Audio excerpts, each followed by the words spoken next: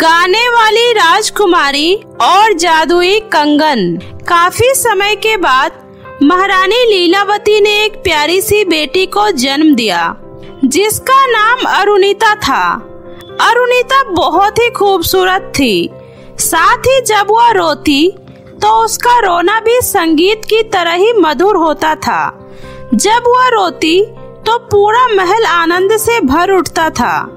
उसकी आवाज में वो शक्ति थी जो किसी को भी चंगा कर देता था। उसके पिता राजा सूर्यसेन जो काफी दिनों से बीमार थे, वो अचानक अपनी बेटी की आवाज सुनकर उठ खड़े हुए और पूरी तरह से स्वस्थ हो गए।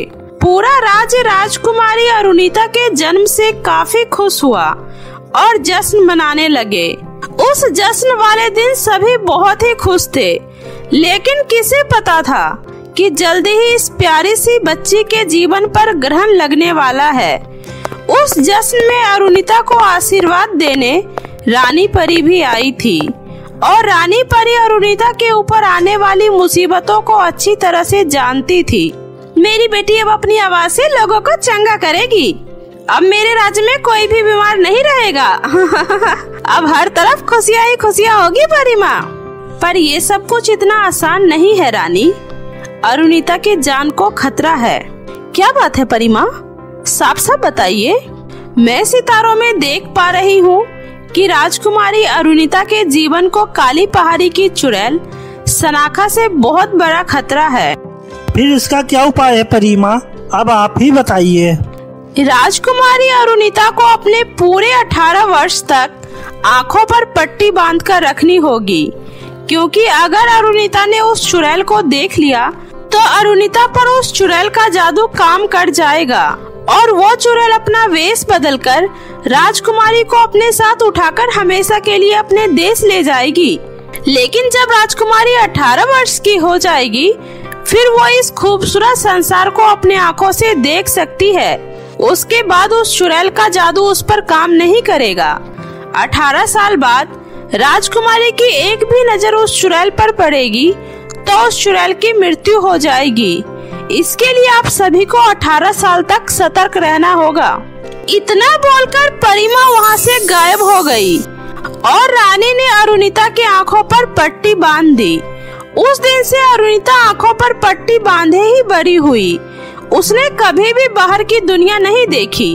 अरुणिता का एक ही दोस्त था, वो था उसका प्यारा कुत्ता शेरू। वो हमेशा उसी के साथ बगीचे में खेलती। एक दिन जब अरुणिता अपने बगीचे में शेरू के साथ घूम रही थी, तभी अचानक से उसका कुत्ता शेरू एक झाड़ी को देखकर जोर जोर से उस पर भौंकने लगा। क्या बात है शेरू, तुम इतना भौंक क्यों रहे हो? शेरू, वहाँ जो कोई भी है उसे वही रहने दो, वापस आ जाओ। लेकिन शेरू लगातार भौंकता रहा और वो अरुणिता के गाउन को अपने दांतों में फंसाकर उसे अपने साथ झाड़ी की तरफ लेकर जाने लगा। आह शेरू, ये क्या कर रहे हो?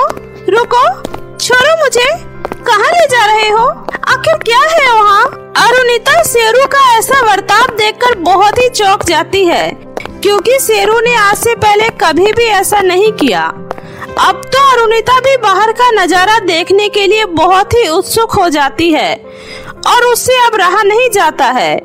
वह जल्दी से अपने आंखों से वो पट्टी हटाकर बाहर देखती है और वो चीख पड़ती है, ओह मेरी ये प्यारी खूबसूरत दुनिया, ये दुनिया कितनी खूबसूरत है। और शेरू, तुम कितने प्यारे हो। वाह, लेकिन ये क्या? ये तो चिड़िया है, इसे तो काफी चोट लगी है। चलो जल्दी से इसे अंदर लेकर चलते हैं और इसकी मरहम पट्टी करते हैं। नहीं नहीं, रुको, नहीं, अगर ऐसे ही अंदर चली गई तो माँ को पता चल जाएगा कि हमने पट्टी उतारी है। चलो इसे लेकर थोड़ा बाहर चलते हैं और फिर चिड़िया की मदद करके अंदर आ जाएंगे। कुत्ते ने सहमति में अपनी पूंछ हिलाई और दोनों उस चिड़िया को लेकर बाहर चले गए और चिड़िया को प्यार से अपने हाथों में लेकर गीत गुनगुनाई। और तुम एक बार फिर से उड़ जाओ, अच्छे हो जाओ, मेरे प्यारे चिड़िए, अच्छे हो जाओ। अपनी पीड़ा मुझे दे दो और तुम एक बार फिर से उड़ जाओ। अरुणिता का संगीत सुनकर वो चिड़िया बिल्कुल ठीक हो गई और आसमान में उड़ गई। यह देखकर अरुणिता मुस्कुराई और बोली, ओह शेरू, ये कितना अच्छा है। शेरू, मैं भी चिड़िया की तरह हवा में उड़ना चाहती हूँ, हवा से बातें करना चाहती हूँ और इन वादियों का खूब सैर करना चाहती हूँ। लेकिन अब मुझे महल में जाना होगा। तभी वहाँ पर वो चुड़ैल आ जाती है। तुम यहाँ से कहीं नहीं जा सकती हो। ओह कौन? वो काली पहाड़ी की चुड़ैल थी जो घात लगाए पेड़ के पीछे छुपी हुई थी। वो तो बस एक उचित मौके की तलाश कर रही थी और उसे वो उचित मौका मिल जाता है। आखिरकार मैंने तुम्हें पकड़ ही लिया राजकुमारी। उसके बाद वह चुड़ैल राजकुमारी को पकड़कर बादलों में उड़ते हुए अपने साथ अपने देश में ले गई। बचाओ, छोड़ो मुझे, बचाओ। इधर अब तक अरुणिता के महल में न लौटने से परेशान होकर राजा रानी उसे ढूंढने बगीचे में आते हैं। अरुणिता, शेरू, कहाँ हो तुम दोनों? तभी राजा को अपनी बेटी की आंखों बंधी हुई पट्टी जमीन पर गिरी हुई मिलती है। नहीं, ये नहीं हो सकता अरुणिता। इधर चुड़ैल काली पहाड़ी के जंगल में पहुंचने से पहले एक नदी के किनारे रुकती है और अरुणिता और शेरू को एक पेड़ से बांध देती है। यहाँ से हिलने की कोशिश भी मत करना। मैं कहाँ हूँ? कौन हो तुम? चुड़ैल, तुम मुझे यहाँ लेकर क्यों आई हो? आखिर मैंने तुम्हारा क्या बिगाड़ा है और तुम्हें मुझसे क्या चाहिए? तुम मुझे इस तरह कहाँ लेकर जा रही हो और तुम मेरे जान के पीछे क्यों पड़ी हो? इतने सारे सवाल, वो भी एक साथ? अच्छा है, मैं तुम्हारे हर सवालों का जवाब अवश्य दूंगी। तुम उस श्राप से मुक्त हुई हो जिसने मुझे चुड़ैल बना दिया है। मुझे तुम्हें अपनी आजादी के लिए काली पहाड़ी के डायन को देना होगा और वो डायन तुम्हारे साथ क्या करेगी इससे मुझे कोई फर्क नहीं पड़ता, समझी? क्या डायन? हाँ, वो डायन बहुत ही शक्तिशाली है। मुझे तुम्हें उस डायन को सौंपना ही होगा और उससे वो जादुई अंगूठी वापस लेनी होगी जिससे मैं पहले से और भी ज्यादा शक्तिशाली हो जाऊंगी। हा हा हा हा हा। इसलिए अब तुम यहीं रहो, मैं जल्दी ही वापस आऊंगी। चुड़ैल के जाने के बाद शेरू जोर जोर से भौंकने लगा। तभी उस पेड़ के जड़ के अंदर रहने वाले चूहे बिल से बाहर निकले और वो अरुणिता के रस्सी को काट दिया और अरुणिता को आजाद कर दिया। तुम सबका बहुत बहुत धन्यवाद। मैं तुम्हारा ये एहसान कभी नहीं भूलूंगी। लेकिन अभी मुझे माफ करना, मुझे जल्दी ही यहाँ से दूर जाना होगा। उसके बाद अरुणिता और शेरू तब तक भागते रहे जब तक कि वो उस जंगल से काफी दूर एक चारागाह में पहुंच नहीं गए हो। अरुणिता भागते भागते बहुत थक गई थी, इसलिए वो एक पेड़ के नीचे बैठ गई और सो गई। तभी शेरू के भौंकने से उसने अपनी आंखें खोली। क्या बात है शेरू? ओह! क्षमा करना सुंदरी, तुम थकी हुई और परेशान लग रही हो। क्या मैं तुम्हारी कोई मदद कर सकता हूँ? क्या तुम भेड़ चराने वाली गड़ेड़िया हो? माफ करना, मैं इस राज्य का राजकुमार ऋत्विक हूँ। उसके बाद अरुणिता कुछ देर सोचकर बोली, हाँ, मैं थकी और परेशान हूँ और मैं एक भेड़ चराने वाली गड़ेड़िया हूँ। अब देखिए, मैं जिसके पास भेड़ चराती हूँ वो बहुत ही धूर्त है। वो चाहता है कि मैं इस सुनसान जंगल में अकेले ही भेड़ चराऊं, लेकिन मुझे डर लगा रहता है कि कहीं से कोई आदमखोर राक्षस आकर मेरे भेड़ के साथ साथ मुझे भी ना खा जाए। मेरे होते हुए मेरे राज्य में किसी भी महिला के साथ ऐसा अन्याय नहीं हो सकता। तुम निश्चिंत होकर मेरे साथ मेरे महल में चलो। मैं अपनी माँ महारानी को तुम्हारे बारे में बताऊंगा, उन्हें भी तुम्हारी मदद करने में खुशी होगी।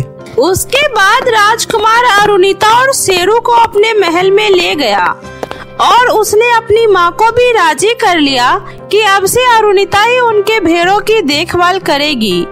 अरुणिता ने राजकुमार और महारानी का धन्यवाद किया और उनके यहाँ भेड़ चराने का काम करने लगी। चिंता मत करो शेरू, ये बस कुछ दिनों की बात है। जल्दी ही वो चुड़ैल थककर हमारी तलाश करना छोड़ देगी, फिर हम यहाँ से चुपके से निकलकर अपने राज्य लौट जाएंगे। और तो और, अब तो मुझे आंखों में पट्टी बांधकर रहने की भी जरूरत नहीं है। इधर राजकुमार ऋत्विक अरुणिता के खूबसूरती से प्रभावित होकर उससे हर रोज मिलने बगीचे में जाया करता था। वे दोनों घंटों बातें करते और हंसते और घंटों साथ बिताते।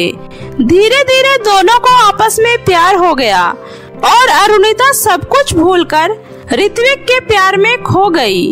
वो कुछ समय के लिए तो अपने माता पिता और उस चुड़ैल को भी भूल गई।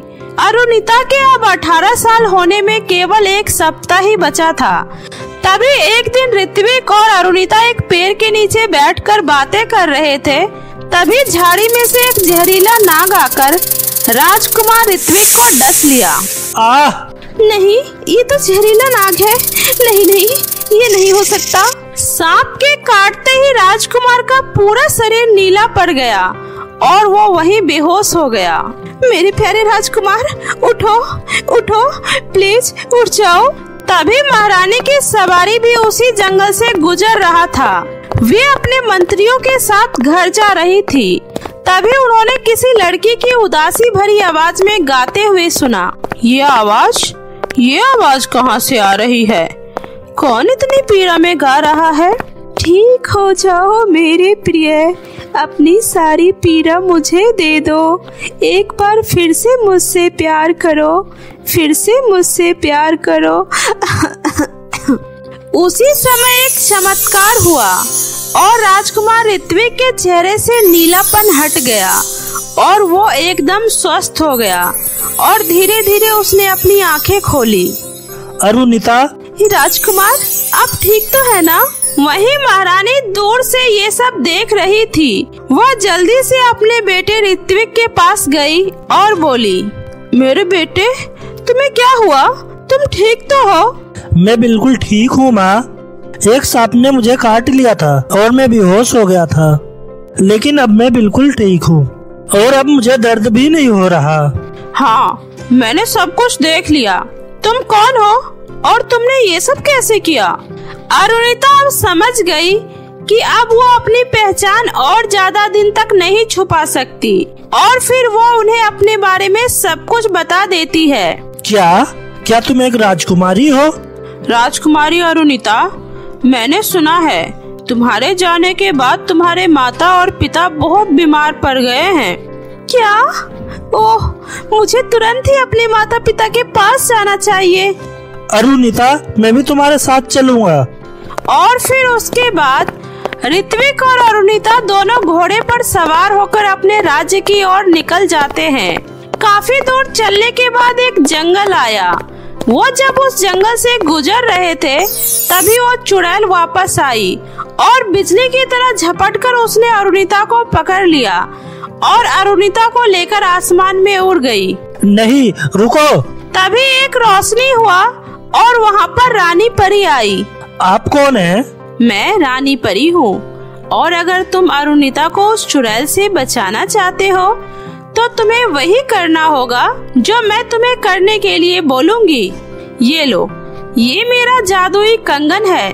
ये कंगन तुम्हें वहाँ तक ले जाएगी जिस किले के ऊपर चुड़ैल ने अरुणिता को कैद करके रखा है। तुम वहाँ जाकर ये कंगन अरुणिता को दे देना। इस कंगन को पहनते ही वो एक तोते में बदल जाएगी। तोता? हाँ। इतना बोलकर रानी परी जादुई जल लेकर ऋत्विक के ऊपर डाल देती है और तुरंत ही राजकुमार एक तोते में बदल जाता है और आकाश में उड़ जाता है। इधर वो चुड़ैल अरुणिता को सबसे ऊंची मीनार पर कैद करके रखती है। अरुणिता उदास मन से वहाँ से आसमान को देख रही थी।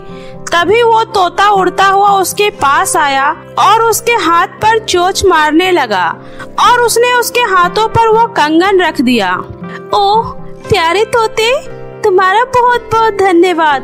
तभी उधर से चुड़ैल आ जाती है। डर के मारे अरुणिता ने जल्दी से उस कंगन को अपने हाथों में पहन लिया और उसी क्षण वो एक तोते में बदल गई। यह देखकर गुस्से से बौखलाई हुई चुड़ैल उसके तरफ दौड़ी। तभी वे दोनों तोते उस मीनार के अंतिम छोर पर आकर बैठ गए। जैसे ही वो चुड़ैल उनको पकड़ने के लिए उनके ऊपर झपटी, वे दोनों तोते उड़ गए और चुड़ैल लड़खड़ाकर अपना संतुलन खो दी और समुद्र में जा गिरी। वहीं वे दोनों तोते साथ में उड़ते हुए उस जंगल में पहुँचे जहाँ रानी परी और शेरू उनका इंतजार कर रहा था। उसके बाद रानी परी दोनों को लेकर राजा रानी के पास आई। अच्छा कर दो मेरी माँ को, अच्छा कर दो मेरे पिता को, मुझे अपनी सारी पीड़ा दे दो और एक बार फिर मुझसे प्रेम करो। अरुणिता के गीत को सुनते ही एक चमत्कार हुआ और राजा और रानी स्वस्थ हो गए और फिर दोनों ने खुश होकर अपनी बेटी को गले से लगा लिया।